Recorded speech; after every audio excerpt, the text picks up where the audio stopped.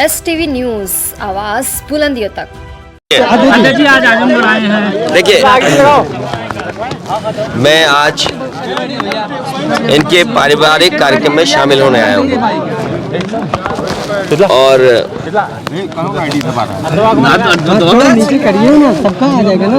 शादी का और पारिवारिक कार्यक्रम में मैं शामिल होने आया हूँ और बधाई देने आया हूँ परिवार को। ये इस गांव में कोई पहली बार नहीं आए और आजमगढ़ में पिछली बार भी जब मैं आया था तो एक शादी में आया था, अगर आपको याद हो, जून में। और लगातार समाजवादी पार्टी कार्यक्रम कर रही है और मुझे उम्मीद है कि आने वाले चुनाव में आजमगढ़ से ऐतिहासिक परिणाम आएगा। ऐतिहासिक परिणाम का इंतजार पूरे देश को भी है। उत्तर प्रदेश आने वाले चुनाव में सबसे बड़ी भूमिका निभाने जा रहा है और मुझे उम्मीद है कि जनता निर्णय लेगी और भारतीय जनता पार्टी का सफाया उत्तर प्रदेश से होगा। इसीलिए कई बार इस बात को समाजवादियों ने भी कहा और गठबंधन की तरफ से इस बात को कहा गया कि उत्तर प्रदेश से बीजेपी को हटाने का मतलब है देश से बीजेपी को हटना।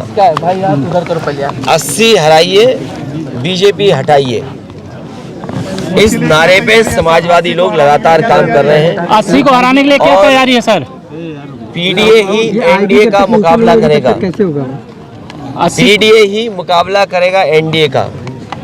और जो पिछले वादे किए हैं भारतीय जनता पार्टी ने, किसानों की आय दोगुनी होना, नौजवानों को नौकरी और रोजगार मिल जाना, आज कम से कम इनको बताना चाहिए कि इतने लोगों को नौकरी दी है इन्होंने, इतने लोगों को रोजगार मिल गया है।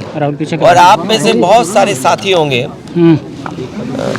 बड़ी बड़ी मैगजीन अगर आप देखें, टीवी अखबार देखें, विज्ञापन तो बड़े बड़े हैं और सदन में सरकार ने कहा कि 40 लाख करोड़ के एमओयू हुए हैं। अगर 40 लाख करोड़ के एमओयू होंगे तो कम से कम आजमगढ़ में नहीं तो मऊ में नहीं तो जौनपुर नहीं तो बनारस, और बनारस नहीं तो गाजीपुर, बलिया या कम से कम गोरखपुर में इन्वेस्टमेंट तो आया होगा। 40 लाख करोड़ और on the floor of house कहा मुख्यमंत्री जी ने कि 40 लाख करोड़ के एमओयू हुए हैं और उद्योग लगने जा रहे हैं। जिस सरकार के 2 साल यूं ही गुजर गए हों, तीसरा बजट आने वाला हो और उसके बाद जमीनें चिन्हित कर रहे हो कि हमें जिलों में ज़मीनें चाहिए तब इन्वेस्टमेंट आएगा, तो जिस सरकार ने तैयारी नहीं की, मुझे नहीं लगता है कि इन्वेस्टमेंट आएगा। आज बाजार में 70% से ज़्यादा कैश फ्लो कर रहा है, पहले से ज़्यादा कैश आज मार्केट में है। जिन लोगों ने ये कहा कि नोटबंदी होने से भ्रष्टाचार खत्म हो जाएगा, आपने, हमने, सबने तस्वीरें देखी हैं और मैं धन्यवाद देना चाहता हूं तमाम अपने यूट्यूबर्स को, चैनल के लोगों को, जिन्होंने झारखंड में जो पैसा पकड़ा गया उसकी तस्वीरें, उसकी वीडियो दिखाई। तो आखिरकार किसका फेलियर है ये? जो सरकार ने नोटबंदी की हो और उसके बाद 300 करोड़ से ज़्यादा पैसा निकले। क्या इसी तरह उत्तर प्रदेश में याद कीजिए कि इत्र व्यापारी पे निकला था पैसा और आरोप ये सरकार ने लगाया कि ये समाजवादियों का है।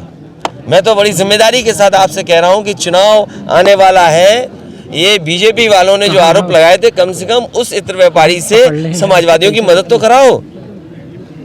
तो आपकी वो पॉलिसी फेल हो गई, किसान का धान नहीं खरीदा गया, घर घर बेरोजगार बैठे, उन्हें कब नौकरी मिलेगी, और फिर जाति जनगणना कब होगी? सामाजिक न्याय बिना जाति जनगणना के संभव नहीं है। कुछ लोग सब कुछ पा रहे हैं। आप बताइए कि वाइस चांसलर के अपॉइंटमेंट में किसको नौकरी मिल रही है? कौन है लोग वाइस चांसलर, कौन अपॉइंट हो रहे हैं? और वाइस चांसलर जिनको अपॉइंट कर रहे हैं वो कौन लोग नौकरी पा रहे हैं? उसका सरकार के पास क्या जवाब है? तो जो आंकड़े बता रहे हैं देश के, वो आंकड़े दूसरे तरह के हैं और हमारे मुख्यमंत्री जी कहते हैं कि $1 ट्रिलियन इकोनॉमी बनाएंगे।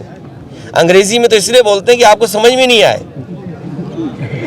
जैसे उन्होंने कहा जीरो टॉलरेंस, जीरो टॉलरेंस कानून व्यवस्था में इसी गांव के आसपास, इसी विधानसभा के आसपास दूसरी विधानसभा में बताओ एक राजभर की बेटी के साथ क्या हुआ? क्या जीरो टॉलरेंस इनका जीरो हो गया कि नहीं हो गया? और केवल एक घटना नहीं, आप पूरे उत्तर प्रदेश में देख लीजिए कितनी घटनाएं हो रही हैं। और जब एनसीआरबी का आंकड़ा आता है तो उसमें सबसे ज़्यादा बेटियां, माताएं, बहनों पे कहीं अन्याय हो रहा है तो उत्तर प्रदेश में हो रहा है। और फिर आप ये क्यों भूल जाते हो?